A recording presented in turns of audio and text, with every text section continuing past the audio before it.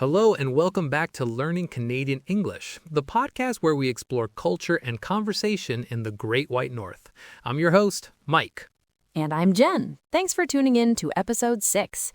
Today, with February in full swing, we're diving into a topic that's all about hearts, flowers, and, well, maybe a bit of stress.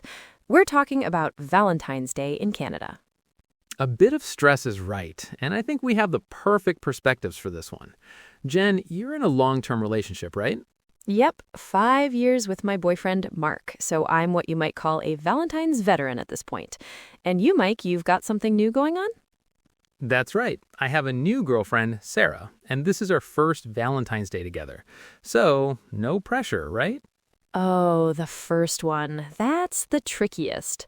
So let's start there. Gifts. What's the plan? Or more accurately, what's the panic level? Panic level is moderate to high.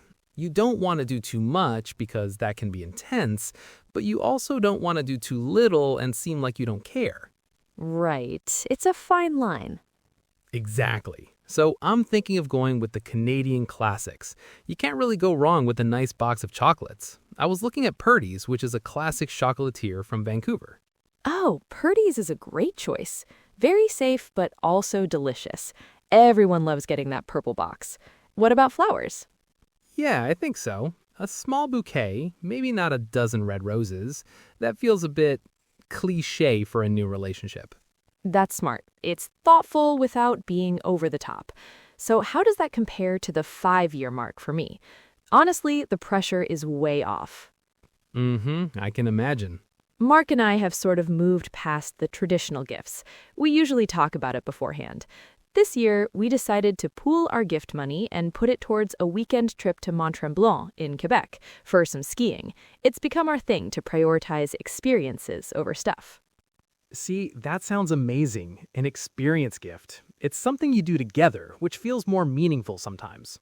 Exactly. The focus shifts from impressing each other to just enjoying time together. Last year, my gift to him was a new pair of really warm winter boots. Not very romantic, but very Canadian and practical. We've also talked about a trip to the Rockies, maybe Banff or Lake Louise, for some incredible scenery. That's a fantastic idea. A trip to the Rockies would be incredibly romantic.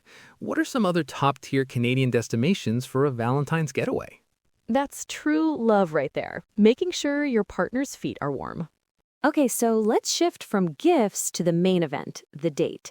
This is another area where new relationships and long-term ones differ quite a bit. What are you thinking, Mike? Well, my first thought was a fancy dinner out, but then I realized every restaurant in Toronto would be packed with overpriced set menus. Oh yeah, the dreaded Valentine's Day set menu. You have to book weeks, sometimes months in advance for the really popular places. Right, so I've pivoted. I'm going to cook dinner for her at my place.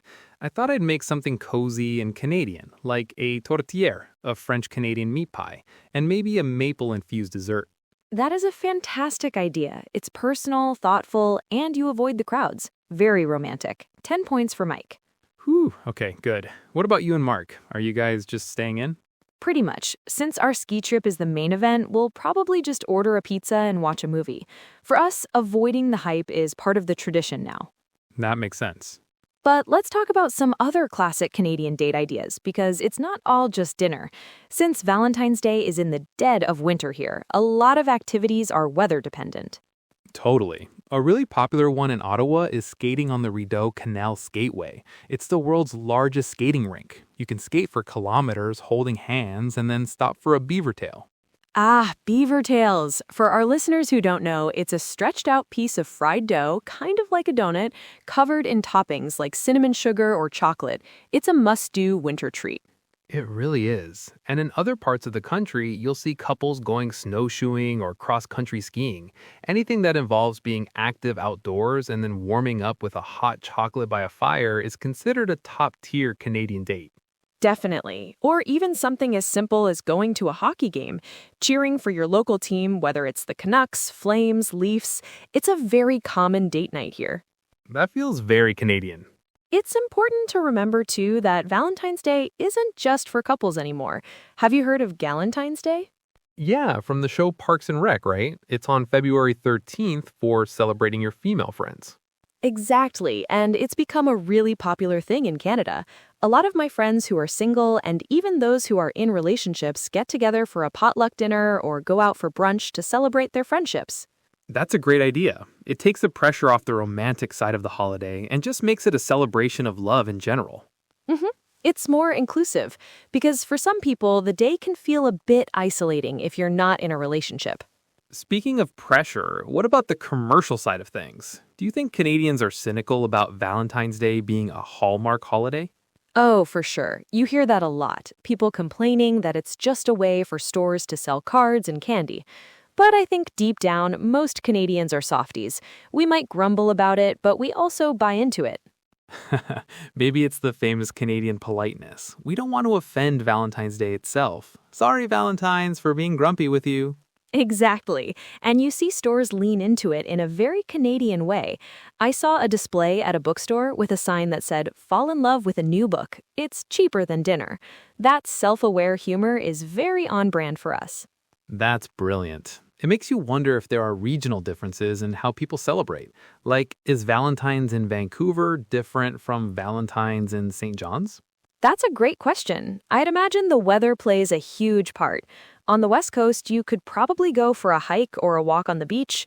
In the prairies, you're probably sticking to indoor activities or bundling up for a skate. For dates, cooking at home is a popular way to avoid the crowds, but if you do go out, embracing the winter with activities like skating or skiing is very Canadian. Oh, that's such a great point. It's a huge deal in elementary school. I remember spending hours picking out the perfect little cardboard Valentines for everyone in my class. You had to give one to everybody so no one felt left out. Well, Jen, thanks for the advice. I'm feeling a lot less stressed about my first Valentine's Day with Sarah now. Anytime, Mike. Your plan sounds perfect. She's going to love it. And to all our listeners, we hope you have a fantastic Valentine's Day, however you choose to celebrate it. That's all the time we have for today's episode of Learning Canadian English. Join us next time when we'll be talking about a true Canadian obsession, cottage country. Until then, take care, eh?